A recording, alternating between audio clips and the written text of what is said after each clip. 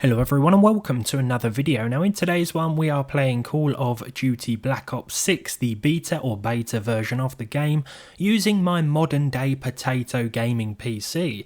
Now I've showcased this before, but I basically built one of the worst modern systems possible. It features a Pentium dual core G7400 CPU, 2 cores and 4 threads.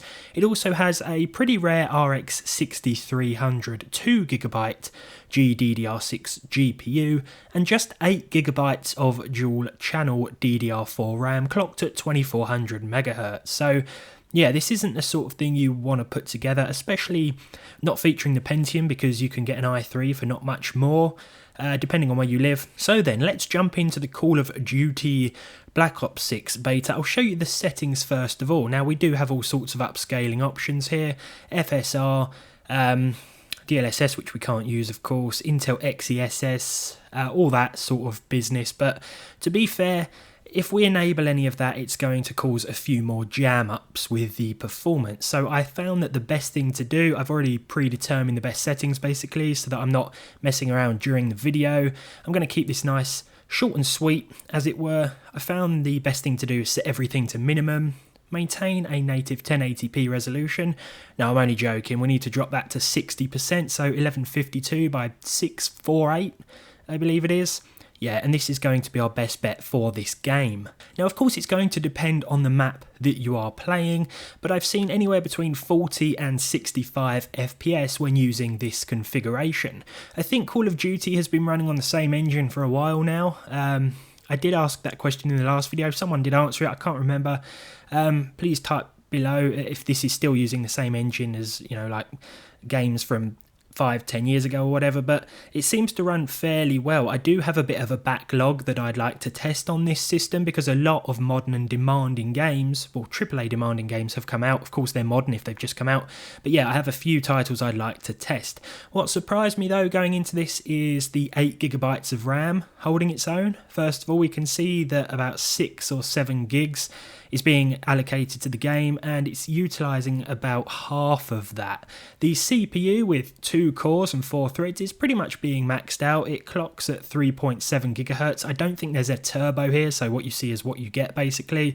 Using about 20 watts of power. The RX 6300 doesn't appear to be maxing out, probably because it's being held back by the CPU. So the CPU is actually the bottleneck in this scenario, but even that's using very low amounts of power. You're talking 20 watts. So all in all, I mean, this CPU and GPU combo is using about 40 watts of power. So a nice low energy system there for those of you concerned with that sort of thing. But it is reflected in the performance, of course.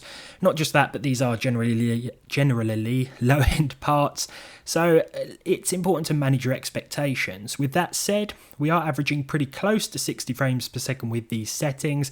As I said before, you use FSR and the upscaling, you're going to see a few more jam-ups.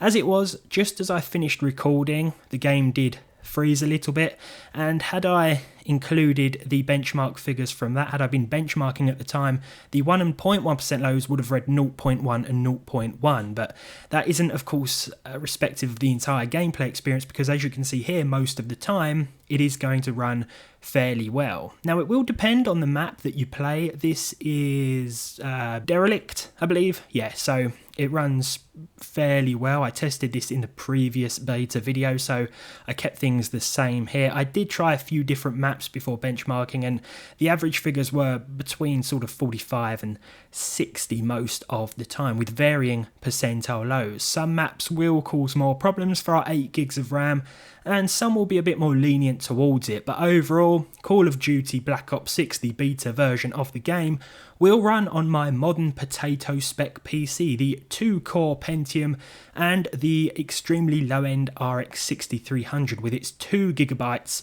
of video memory. So hopefully this helps you out if you want to try out this beta this week and you have a system similar to this, then you can do so. It'll be interesting to see how the full game differs, but I will be testing it once it is released. As you can see here by my excellent gameplay, well, average gameplay, it's not hindering my performance. I mean, I'm always this bad regardless of the specifications, but there we are.